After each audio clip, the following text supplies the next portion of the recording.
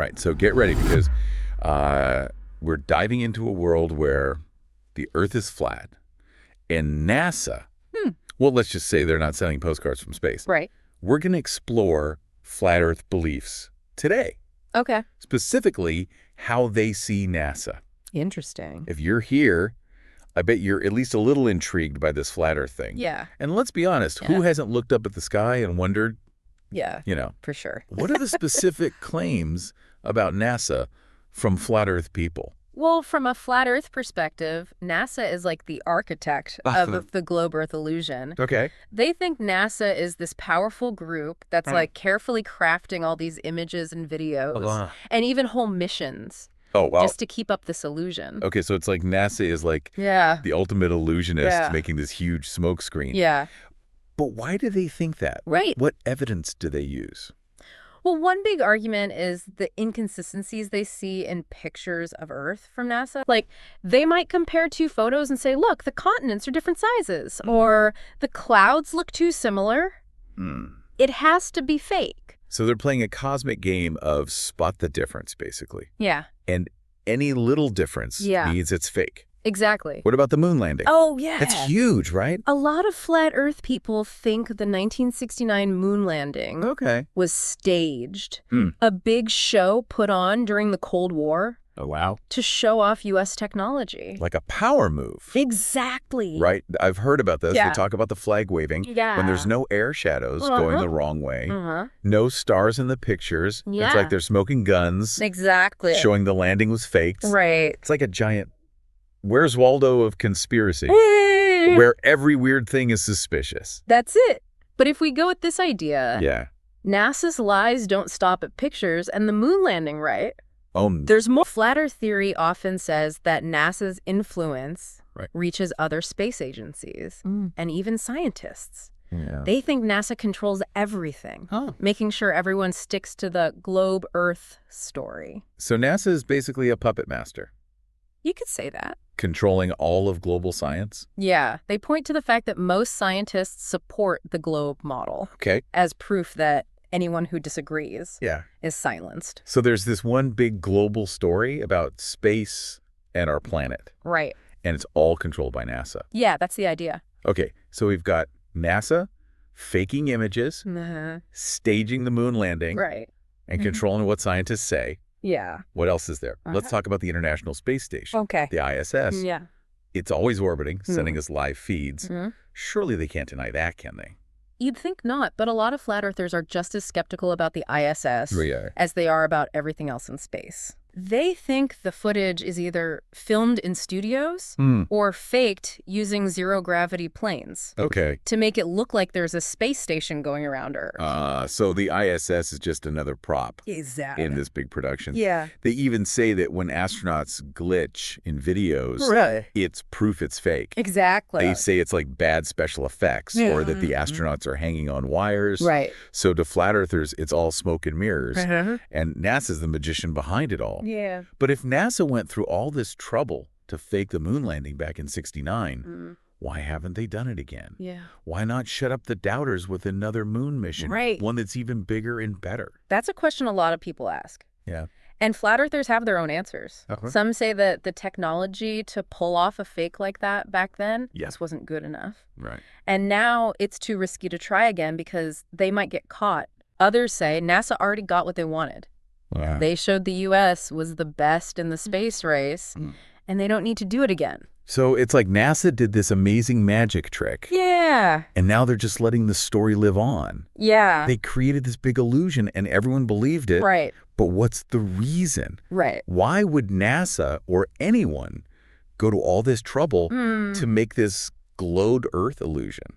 That's where it gets really interesting. To really understand the flat Earth view, we need to look at how they explain things. We see their own version of physics and their belief that history has been hidden from us. Okay, this is where things start to get really wild. Yeah. If Earth isn't a globe, then what do flat earthers think it is? Exactly. What's their model of the world? And how do they explain things like gravity? Yeah. And the sun and moon moving and how big the universe is? All good questions. We'll get into all that and more after this. Sounds good. So let's dive into how flat earthers see the world literally, like what does their model of Earth look like? Okay, let's hear it. Picture this, a flat round disc with the North Pole right smack in the middle. Okay. That's their Earth. Interesting. And all those continents we know, they're spread out around this center point. So it's kind of like a pizza with the North Pole as like the pepperoni in the middle? Exactly. Okay, I can see that. Good. But what about the edges? Right. If it's a disc, wouldn't you just fall off? Well, that's where the Antarctic ice wall comes in. Oh, the ice wall? Yeah. Okay. They believe there's this massive wall of ice that goes all the way around the disc. Ah. It holds the oceans in. Oh, wow. Like a giant dam. So no sailing off the edge of the world then? Nope. What about the South Pole? Okay. If you can't fall off the edge? Yeah. Where is it? In their model, there isn't one South Pole point.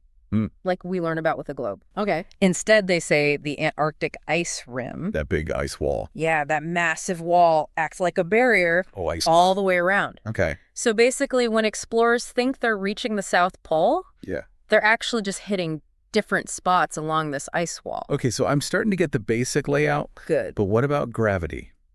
Gravity. If Earth isn't a sphere pulling things down, how do they explain why we don't float away? Now, this is where it gets interesting. Okay. They often say that the Earth is actually constantly moving upwards. Right. Like a rocket that never stops. Really? This upward movement creates the effect we feel as gravity. So it's not that things are being pulled down. No. It's that the Earth is pushing everything up. Exactly. Wow, that's a trip. Yeah, it's kind of like we're all in this giant elevator. Oh, wow. That just keeps going up and up and up. Mind-blowing. Right. So what about the sun and moon? Okay. Where do they fit in this flat Earth model? Well, flat earthers often believe the sun and moon are way smaller and much closer to us than what science tells us. Okay. They're like these celestial spotlights. Spotlights? Yeah, circling above this flat Earth disk. Cool, wow. Moving in a pattern, shining on different parts of the Earth to create day and night. So no giant sun millions of miles away. It's more like a cosmic lampshade. You got it. Moving over this flat Earth. Exactly. But wouldn't people on the other side of the world see the sun even at night?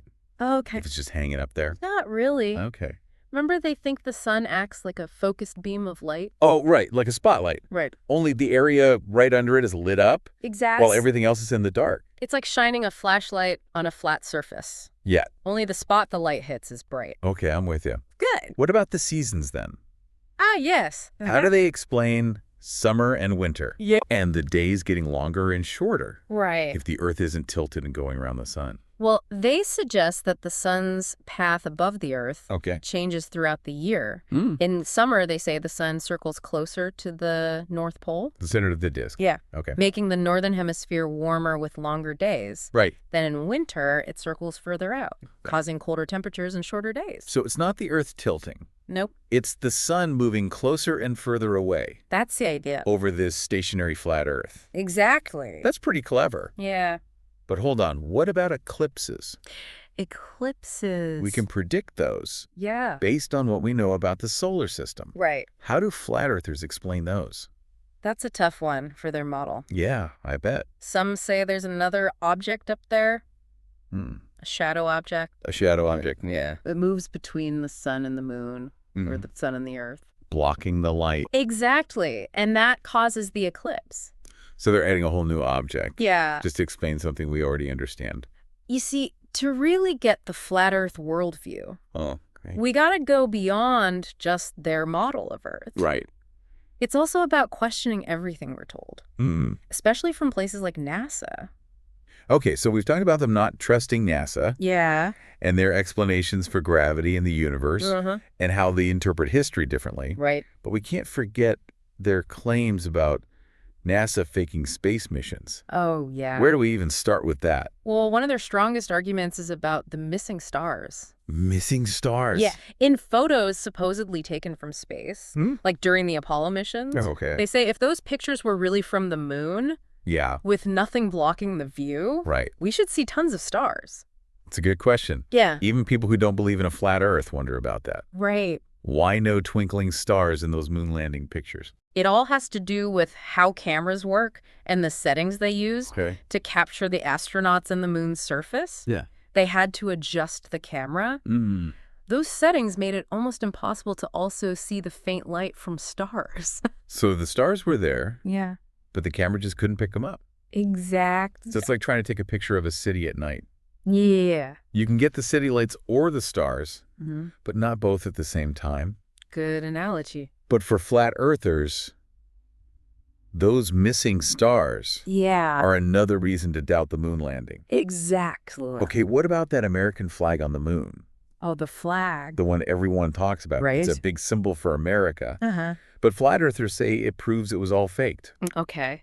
Because there's no wind on the moon to make it wave. Yeah, no wind on the moon. So how do we explain that billowing flag? Well, the flag wasn't actually waving in the wind. They designed it with a special pole at the top to keep it stretched out. Oh, I see. And the wrinkles it got from being packed up and then unfolded make it look like it's moving in the photos. So it's just how the flag was made? Yeah, and the angle of the picture. That makes it look like it's waving. Exactly. Tricky. Right. What about those weird shadows in the moon landing footage? The shadows. And flat earthers say they point in different directions. Like there were multiple lights. Okay. Like on a movie set. They do bring that up a lot. Yeah. But it's really about perspective. Okay. And how the surface of the moon is curved, just like here on Earth. Yeah. Objects cast different shadows depending on where the sun is and the shape of the ground. Right. The same thing happens on the moon. So it's not some fancy lighting setup. Nope. It's just the landscape of the moon itself. Exactly. Creating those weird shadows. These are good examples of how flat earthers see the world. Right. They don't trust information they're given, especially from places like NASA. They see these little things that don't quite add up. Yeah. And they connect the dots, creating a story of lies and cover-ups. It reminds us that we should always question what we see and hear. Definitely. Even from sources we think are reliable. Absolutely.